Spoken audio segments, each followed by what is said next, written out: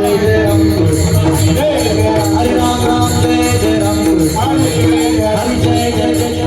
संतांच्या संगतीत जर एखादा लागला तो प्रपंचातून फिरकटला, परत प्रपंचाकडे ढुंकूनही पाहत नाही। संतन के संग लागले तेरी लाची बोले, संतन के संग लागले तेरी लाची बोले, ओ संतन के संग लागले तेरी लाची बोले,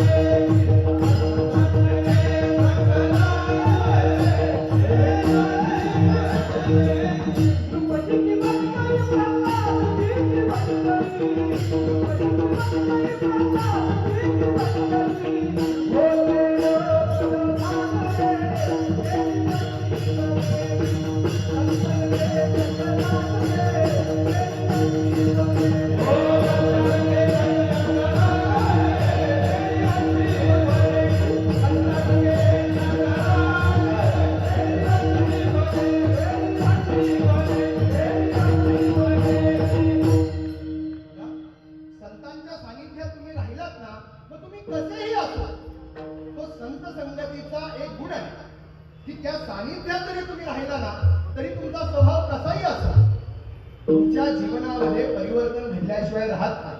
आणि म्हणून संतांची संगत म्हणजे कशी असते माहितीये का? तर शास्त्रामध्ये एक उदाहरण दिलेलं आहे तुम्हाला, त्याला काय म्हणतात, लाकूड जाळल्यानंतर त्याचा कोळसा, लाल गुंद कोळसा अत्यंत तापलेला आहे आणि तो कुणीतरी रस्त्यावर ठेवला। सहज मी तिथून चाललो आणि चुकून माझा पाय त्या कोळशावर पडला, धगधगत्या कोळशावर पाय पडला। पाय कसा पडलाय माझा? चुकून, लक्षात द्या, माझा पाय चुकून पडलाय। चुकून पाय पडल्यावर कोळशाने मला भाजायला पाहिजे का नाही? हा, नाही भाजायला पाहिजे ना, चुकून पडलाय। जाणून बुजून पडल्यावर त्यांनी मला भाजायला पाहिजे, पण माझा चुकून पाय पडल्यावर त्यांनी समजायला पाहिजे, अरे चुकून पाय दिलाय, ठीक आहे, याला नको भाजायला। पण कोळसा असं करत नाही, तुम्ही कसाही जाणतेपणाने अजाणतेपणाने कोणत्याही बुद्धीने त्या कोळशाला तुमचा स्पर्श झाला की ती भाजल्याशिवाय राहत नाही। तसं संतांची संगत तुम्ही कोणत्याही बुद्धीने करा, कोणत्याही उद्देशाने करा, पण त्यांची संगत करा। त्यांची संगत केली तर तुमचा उद्धार झाल्याशिवाय राहणार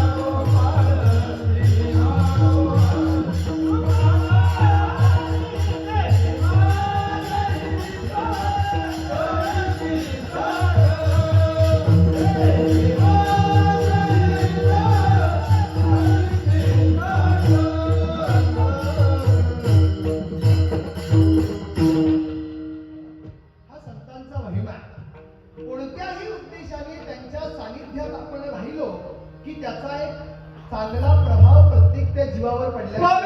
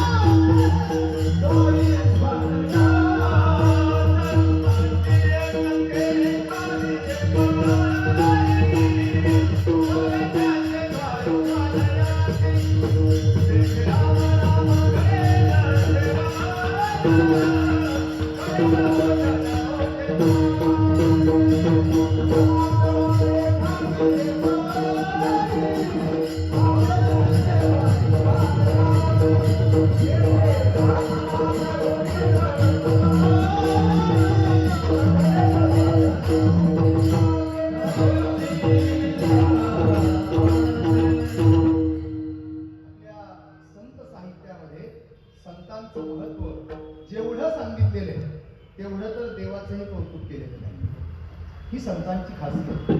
देवते संत नित्य त्या. भगवंत मोठा असेल पण भगवंताचा मोठेपणा संतांना. उगीच कवी म्हणत नाही गुरु गोविंदो खडे का केला गोपाय बलिहारी गुरु आपले गोविंद दियो बताय. ही संतांची खासियत. आणि म्हणून या संत संगतीचं एक महत्व आहे. जन्मलेल्या प्रत्येक जीवानी संतांच्या सानिध्यात राहावं. त्याची बुद्धी कशीही असते. अनेक उदाहरणे अनेक दृष्टांत आहे. तुम्हा सर्वांना माहिती आहे वाल्याचा वाल्मिकी झाला. पण वाल्याचा वाल्मिकी कोणामुळे झाला? एका संत सानिध्यामुळे झाला. संतांचं सानिध्य मिळालं, क्षणभर मिळालं, पण क्षणभर सानिध्याने अत्यंत कुख्यात दरोडेखोराचा महर्षी होऊ शकतो.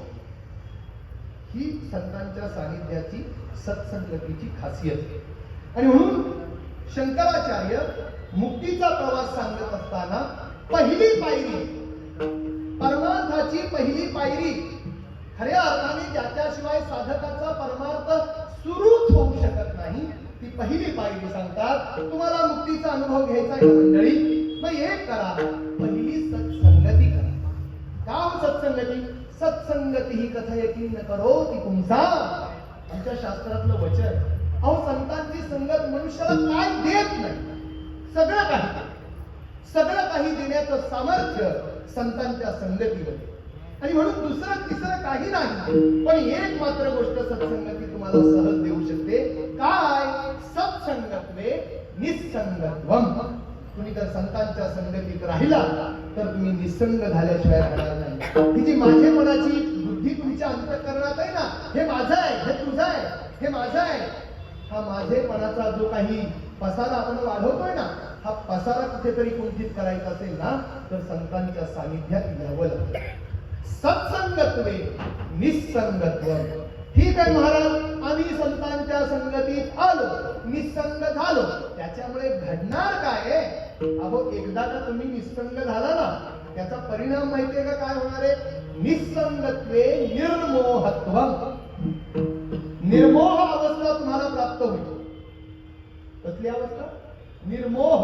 आता मोह शब्दाचे दोन अर्थ आहेत, पण इथं जो मोह आहे, मोह या शब्दाचा अर्थ अज्ञान.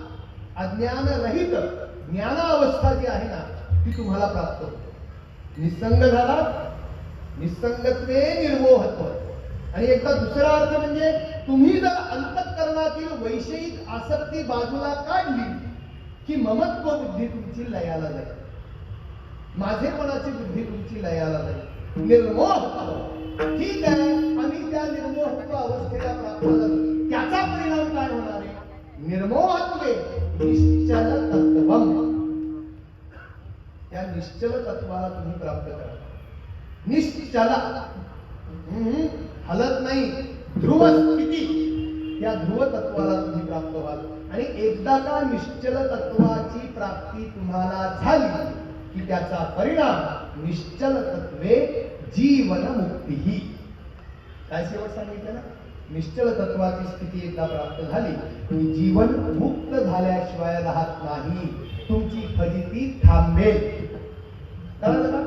मग जर निश्चल जीवन मुक्तीची अवस्था अनुभवायची असेल, आता उलट मुक्तीचं सुख अनुभवायचं असेल तर निश्चल तत्वाला तुम्हाला प्राप्त व्हावं लागेल.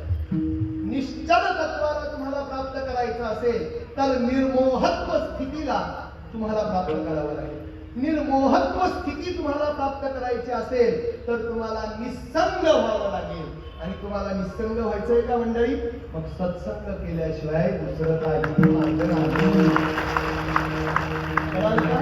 आणि म्हणून ज्यांची ज्यांची या संसार सागरामध्ये बुडून बुडून बुडून फजिती होते ना, अशा त्या लोकांचा उद्धार करण्यासाठी माझ्या नारद महर्षींनी सांगितलं, तोच व्यक्ती या मायेला पार करू शकतो.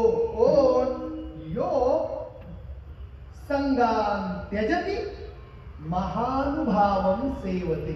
जो संघाचा त्याग करतो, आसक्ती सोडून देतो, विषय सुखाची कामना सोडून देतो. अहो पण हे सोपं आहे का? सोपं आहे का? मोह ठेवू नका असं मी म्हटलं. ऐकणार आहे का कोणी? स्वतः महाराज तरी ऐकणार आहे का? हा? नाही हो, आपण नाही ऐकणार. हं? मोहबुद्धी आपली खूप आहे, त्याच्यावर तर प्रपंच चाललाय. हे का नाही? अंते जाशील एकला प्राण्या माझे माझे, मरताना सुद्धा माझं माझं पण करतच मरणार आहे आपण. आपला मोह सुटणार नाहीये. बरोबर आहे की नाही? आणि इथं काय सांगतायत? सोडून द्या. अहो सहजासहजी शक्य नाहीये, आम्ही नाही सोडू शकत. ठीक आहे, या सुखातच राहा. बघा, या प्रपंचातच राहा, या वैषयिक सुखाचा उपभोगही घ्या, त्याची संगतही करा. पण जशी या विषय सुखाची संगत करताय ना, तशी संतांची सुद्धा संगत करा. संतांची संगत जशी जशी तुम्हाला चिकते, इकडची संगत तशी तशी निघून जाईल. हे संत संगतीची खासियत. त्यांचा संबंध तमक प्रकाशवत आहे का नाही? तमक प्रकाशवत उजेड आणि अंधार. एकदा का सूर्य उजाडला, मग रात्र कितीही तासांची असो, क्षणार्धात नष्ट होतो. बरोबर आहे का? एखाद्या गुहेमध्ये 1000 वर्षांपासून अंधार आहे आणि त्या गुहेमध्ये आपण गेलो, एक काडी पेटवली, तर गुहातला अंधार म्हणणारे का, 1000 वर्षाचा आहे मी, तू एवढीशी काडी. नाही हो, 1000 वर्षाचाही अंधकार एका काडीने नष्ट होतो. बरोबर आहे? तसं कितीही तुम्हाला विषयांचा संघ असो, एकदा सत्संगतीला लागला की विषयांचा संघ सुटल्याशिवाय राहत नाही. महामळे मन